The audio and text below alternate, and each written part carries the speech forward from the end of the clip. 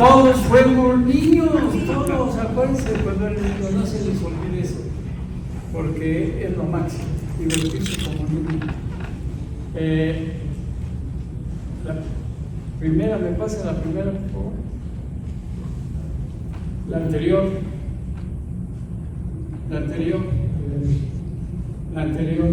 Bueno, el tema, y agradezco al doctor Justino la invitación, al doctor Hernández la presentación y al Congreso de Ortopedia de esta oportunidad. ¿Qué ha pasado a 39 años del sismo del 85? ¿Qué ha pasado? ¿Qué hemos aprendido? Bueno, hice una revisión de los sismos en México. Vamos a hablar de lesiones ortopédicas, pero el paciente es politraumatizado, no se les olvide eso. ¿Qué lesiones ocurren en un sismo intenso, sobre todo ortopédicas? Y la influencia de la educación en la atención del trauma.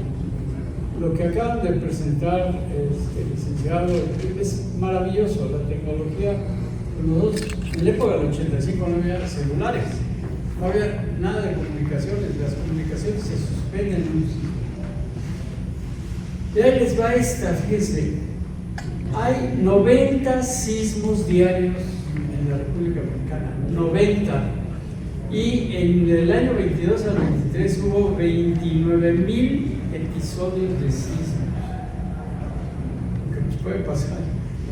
Ahora, los sismos de más de 7.2 son los importantes. Y en la historia de México ha habido 8 sismos grandes. El del 57, que se cayó el ángel, ustedes no habían nacido todavía. El del 85, el del 17, etcétera, ¿no? Entonces, somos expertos en sismos. Luego mencionamos a los suecos y a los noruegos, todos. Ellos no tienen sismos. Entonces, los que tenemos sismos en pacientes somos nosotros. Yo trabajé muchísimo con el Colegio Americano de Cirujanos, del cual fue presidente el doctor Felipe Vega, y aquí aprendí realmente, sobre todo, la educación en trauma. ¿Qué lesiones ortopédicas pueden ocurrir en los sismos? Vean ustedes en la figura de la derecha, pues lesiones de huesos, columna, fémur, cráneo, pero es importante reconocer para todos ustedes el síndrome del aplastamiento, que es un trastorno médico serio que surge cuando una parte considerada del cuerpo humano experimenta una presión continua y prolongada. Y en el momento de la extracción se libera mioglobina y puede llevar al paciente a la insuficiencia renal. Esta es la dirigida a ustedes, ¿no? Si fueran neumólogos, neumotórax, cardiocentesis, pericardio, trauma cardíaco, etc. Entonces, el paciente traumatizado puede estar traumatizado de todos lados, cualquier lado. Vean ustedes algunas lesiones de columna, desde luego la de las pelvis, que son muy graves, de húmero, huesos del brazo y aún de la mano, machacamiento. ¿Cómo empezó todo esto en mi vida? Yo era cirujano, ya estaba yo me sentía Juan Camán ahí porque operaba glaciados y hacía whipples y todo lo que ustedes quieran, pero no sabía cómo evaluar mi paciente. Entonces en el 85 me nombraron, a pesar de muchos aspectos también para tomar este curso, el ATLS, con el ejército de los Estados Unidos al Walter Reed. Ahí estamos, yo iba el doctor Vázquez Bayot, que seguramente conocen, y después trajo el ATLS nomás para los toreros, porque las lesiones de los toreros son muy diferentes a los otros. Todo sangra. Entonces, y ahí aprendimos esto, miren, la mortalidad en trauma, esa es la curva de mortalidad. Las lesiones, los pacientes que mueren entre los 10 primeros minutos son insalvables: machacamiento torácico, compresiones, trauma craneoencefálico grave, ruptura cardíaca, etc. Lo importante son los pacientes que sobreviven y son atendidas en forma adecuada. Cuando no son atendidas en forma adecuada, mueren. Y otros mueren en semanas por sepsis, en terapia intensiva. Esta curva es muy importante. 2 semanas después de que yo tomé este curso del ATLS, viene el sismo del 85. Este es el Hospital Juárez, ahí estuve yo. Era un verdadero caos. Todo el mundo gritaba, daba órdenes, sácalo ya, y no le inmovilizaban, no le cuidaban el cuello. El traslado fue terrible, no había un triaje. ¿A qué hospital? ¿A cuál le toca? Pues le toca al Picacho, y al Español, y al Militar, y a Magdalena Sala. Era un verdadero caos. Y esto lo vivimos en el 85. Atrás de esto hay ataúdes. Yo fui por comandante del Hospital Móvil de Campaña del Ejército. Era yo el cirujano de trasplantes del Hospital Militar, pero pues ahí no cuenta nada de eso. Te vas al Hospital Móvil de Campaña, estuve 2 años, y todo lo que mencionaron del DN3 y todo. Este fue el temblor del 85. Ven ustedes, ahí teníamos los ataúdes ya, se acaban mucho de muerte. Levanten la mano el que hayan oído hablar de la TLS. Bueno, rapidito. Eso es lo que les voy a hablar, les va a traer bonitos recuerdos. Evaluar al paciente de una forma efectiva ordena nuestros pensamientos para tener prioridades. Es importante saber si las necesidades sobrepasan a los recursos locales que tenemos, y en ese momento hacer el traslado, quién, qué, cuándo y cómo. Eso es muy importante, y eso es en serio. Y asegurar una óptima atención a que el nivel de cuidado no se deteriore en ninguno de los pasos a seguir. Esta foto del 86, o sea, en el 85 fue el temblor, y en el 86 vino el personal del colegio y del ejército de los Estados Unidos a dar el primer curso en Latinoamérica del ATLS. Y aquí lo importante, ¿qué están haciendo los tan militares? Fue que los jefes lo tomaron. Y después de tomarlo ya no se pudieron oponer a ello, porque si no lo toman, ¿qué pasa? ¿Verdad? No, ¿qué le van a enseñar? Entonces, lo clave fue que y decía, acá abajo a la derecha está el doctor Odón Burada, Ensenada, y yo, que somos instructores activos después de 38 años de esto. Este fue el primer grupo de instructores, y después de esto, aquí está un educador. Aquí tiene este es un educador que vino de la Naval, y a partir de este curso, el educador fui yo. Me autonombré, exigían un PhD en educación. No teníamos nada, pero así empezamos. Y en el 2018, aquí ven ustedes al doctor Collicott. Acá está el doctor Collicott y estoy yo, y en el 2018 seguimos teniendo una gran amistad. ¿Qué pasó después de esto? ¿Qué hicimos para que tuviera esto? En primer lugar, identificar líderes. En Baja California, en Hermosillo, en Tijuana, Sonora, Monterrey, que eran residentes, que habían sido amigos, la gran mayoría, o gente muy valiosa como Giovanni Porras en Puebla, pues muchísimos, ¿no? Entonces, enseñar actitud de liderazgo, porque el líder es el que convence a los demás de hacer cosas que no quieren hacer, pero les gusta. Es una decisión del liderazgo. Y luego formar instructores, formar coordinadoras. Muy importante, y vamos a hablar del método educativo y el grupo de coordinadoras por México, y tener una oficina y tener organización. Vamos a hablar de eso. Ahora, ¿cómo definimos liderazgo? Consiste en la habilidad para ver una realidad que debe ser cambiada y actuar para producir el cambio, lo que ustedes quieran. Si ustedes ven que es una necesidad y luchan por ello, se convierten en ese momento en líderes. Y el principio de la ATLS es exactamente lo mismo. Esta frase es el doctor Steiner, que se estrelló en un avión, se mueren sus esposas, se han lesionado sus niños. Y él dice, si en un centro hospitalario los cuidados son más deficientes que lo yo podía ser en el sitio del accidente, algo está mal con el sistema, y ese sistema hay que cambiarlo. El cambio es la palabra clave del liderazgo. ¿Qué pasó en los dos estuvimos? 1985 en el 2017.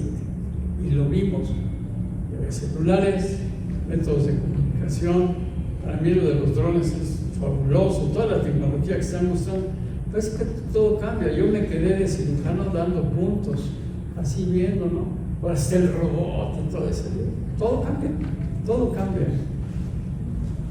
Pero este es el primo de oro. Del 85 al 17 estamos mejor preparados. Vean a este licenciado. Yo me dejo entender por ti luego. Sí, a mí. Sí. El rescate se llevó en forma más ordenada. Hubo mejor evaluación y atención inicial a los pacientes. El traslado se llevó en forma más efectiva. Hubo mejor atención en los servicios prehospitalarios y los hospitalarios, definitivamente. La gente sabe educar. Entonces, la gente que ha contribuido al interés es un grupo de gente a los que les picó la araña. Cuando te pica la araña, gente, ¿no? Entonces a todos ellos los picó la araña. ¿Y qué les puedo decir? Líderes que impulsaron el ATLS en todos sus países, pero con una actitud de realmente liderazgo. Y este es algo que yo utilizo en mi propia formación personal. Estas frases de Walt Disney. Dice, cuando quieres convertir un sueño en realidad, se basa en estos principios. Primero, tienes que ser curioso. ¿Qué es el ATLS? ¿Y cómo le hago aquí? ¿Y qué pasó? Tienes que tener confianza. Tienes que tener coraje porque vas a tener muchos escollos, muchos enemigos. Y tienes que ser constante.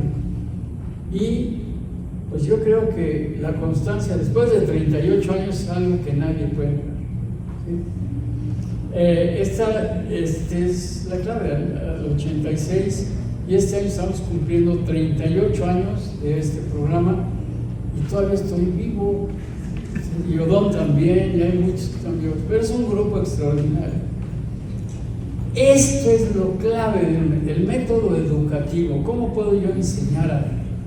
Y el ATLS toma en cuenta los 3 factores del aprendizaje: el cognitivo, lo que debes saber; psicomotor, lo que debes hacer; y cómo te sientes con lo que haces si tu paciente vive o se muere. No se pueden separar estos 3 factores. Y esto lo tenemos en nuestra unidad muy claro. El método educativo, déjenme ver cómo ando. No, todavía tengo tiempo. Y si me paso, ¿me vas a callar? No. ¿Me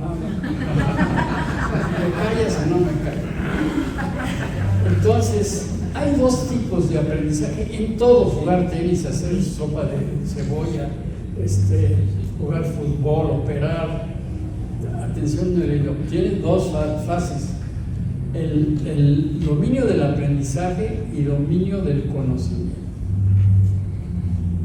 Los dominios del aprendizaje es cognitivo, psicomotor y afectivo, y no los puedes separar, van juntos. Y los dominios del conocimiento están aquí en nuestro lóbulo frontal. ¿Sí? Tú conoces, comprendes lo que aprendiste, lo aplicas, lo analizas, haces una síntesis y das tu decisión. ¿Lo intubo o no lo intubo? ¿Le pongo torniquete o no le pongo torniquete? ¿Le tengo que poner una revisión externa, inmovilización externa o no? Esto es necesario. Usted tiene que conocer, comprender, aplicar, analizar, hacer un plan y hacerlo. Este método educativo, entonces, con los instructores preparados intensamente, que saben enseñar este proceso así, con el manual y las conferencias damos el aspecto cognitivo. O sea, si tú tienes un libro del ATLS, cuando llegues a atender a un herido, le mira, o le enseñas, yo soy del ATLS, con eso no se va a salvar, ¿sí? Entonces, el psicomotor lo aprenden en las estaciones de destreza, y el afectivo es cómo te sientes, cómo colaboras, cómo trabajas en equipo, cuál es el reforzamiento que te dan tus maestros, tus compañeros. Y el conocimiento, la comprensión y la aplicación la dan el manual, los profesores y las conferencias. Luego viene el análisis y la síntesis, que es un paso mayor, lo dan las estaciones de destreza, el paciente simulado. Y luego el juicio es la decisión que tú debes de tomar. Manejo de trauma es tomar decisiones.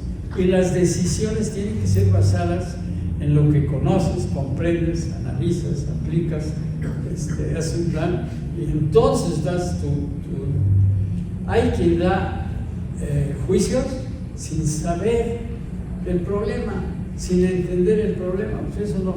Y esto es lo que enseñamos, este es realmente la médula, por eso el éxito ha sido en este proceso educativo. Cursos de instructores, importantísimo. ¿Hay algún instructor aquí en el colegio? Bueno, estos son pilotos de combate, Y la doctora Romero y yo hemos sido los educadores en 38 años, bueno, ella es más joven, ella empezó después, pero de educar. Y cada curso que yo doy de educador, el que más aprende soy yo. ¿Cuál ha sido la aportación del ATLS al sistema de salud en México y Latinoamérica? Vean esto, empezamos con uno en el 86, en los siguientes años hubo un problemón de que no había dólares, teníamos que pagarlos. Logré convencer que los gringos nos acercaran pesos, es una labor, pesos, pagamos con pesos. Pero ellos sabían y querían abrir el programa y luego de México se disparó al resto del mundo. Ya estaba en Canadá, pero nosotros fuimos los líderes de otros países. Dábamos 150, 155 cursos al año en el COVID, COVID, sin embargo no se suspendieron, se dieron de forma virtual, etc. Y ya estamos retomando y mucho límite, pero ¿cuántas?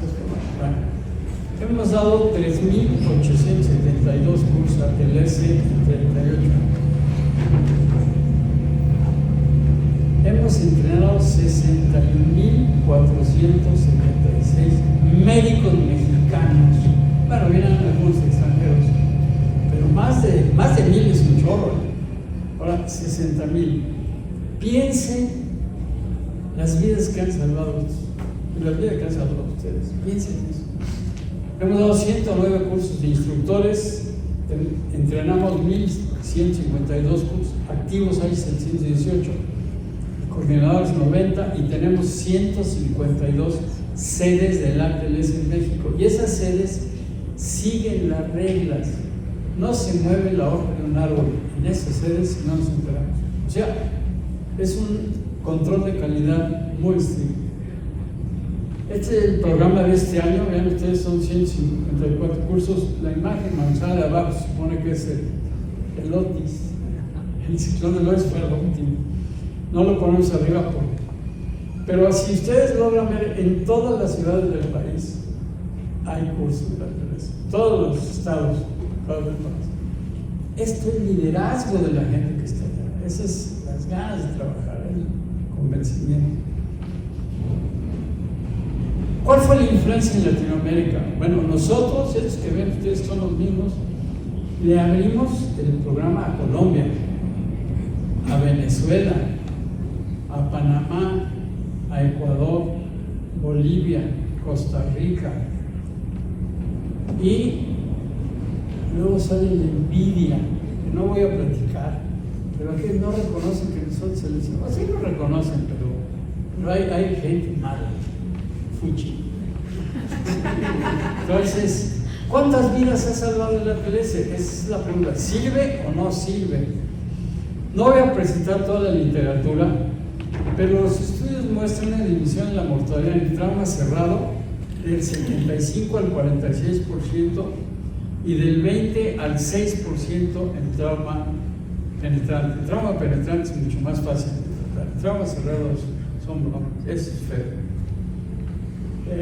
Un estudio pre y post inducción del ATLS muestra una mejoría de 10 a 14 en presión CO2 por video en pacientes con un ISS mayor de 16. Estos son estudios que se han hecho en investigación educativa y los médicos entrenados en el ATLS solicitan un menor número de evaluaciones radiológicas, piden menos radiografías. las piden al último. Ustedes eso ya lo saben. Previas al traslado que los médicos que no tuvieron entrenamiento de la periódicamente, tú eres presidente todavía, no eras el siguiente año, ¿verdad? Bueno, nos juntamos los que nos picó la araña, de vez en cuando, cada 3 años. Y vean ustedes, todos son coordinadoras o instructores del ATLS, o amigos del ATLS, pero todos son. Esta es en Acapulco, todavía no pasaba el ciclón, pero nosotros cuando hacemos un congreso ya no invitamos a Matos, a Feliciano, a las vacas sagradas del trauma en los Estados Unidos. Primero, no tenemos daño. Segundo, nomás vienen a chupar. Sí, a pasearse, dan su plática y ya. Entonces, nos ahorramos eso.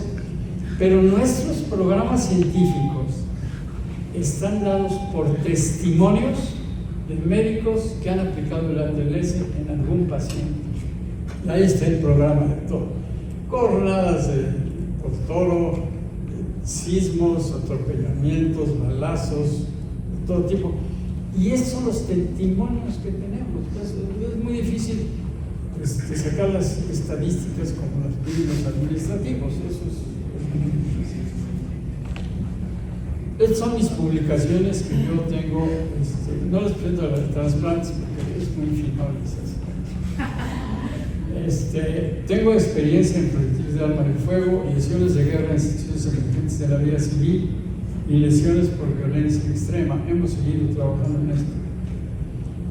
¿Y qué ha pasado? Miren, cuando empezamos con esto, no dejaban que el curso saliera del militar. Por X razones que me voy a contar, estaba yo en una mazmorra, castigado, y por eso me mandaron al hospital móvil de campaña. Y fue lo mejor que me pudo haber pasado, aprender liderazgo en esa institución. Yo no sabía si era líder realmente, pero lo aprendí. Y entonces cuando me fui al Estado Mayor Presidencial, fui médico del Estado Mayor Presidencial, ahí no pedía yo permiso. ¿Qué significa no pedir permiso? Libertad. Y entonces empecé a invitar a todas estas instituciones, al ISSSTE, al Seguro, al Sistema de Salud de la Ciudad de México, a la Cruz Roja, a Marina, a los hospitales privados, universidades de Monterrey. Eso fue clave. Nunca nos hemos peleado y todos somos amigos. Esto lo debería aprender la 4, ya saben cuál. Sí, no pelearse y trabajar conjuntos. Y aquí podemos concluir esto. El ATLS nos ha unido en las características más nobles de nuestra profesión. Médicos ayudando a otros médicos para la atención del paciente avanzado. Y ahí, todos los que han colaborado, han tomado el ATLS. ¿Ustedes creen que se han salvado vidas?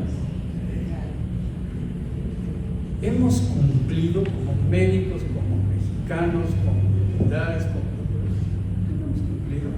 Y la vida de los pacientes es lo que más vale. Hemos aprendido todo.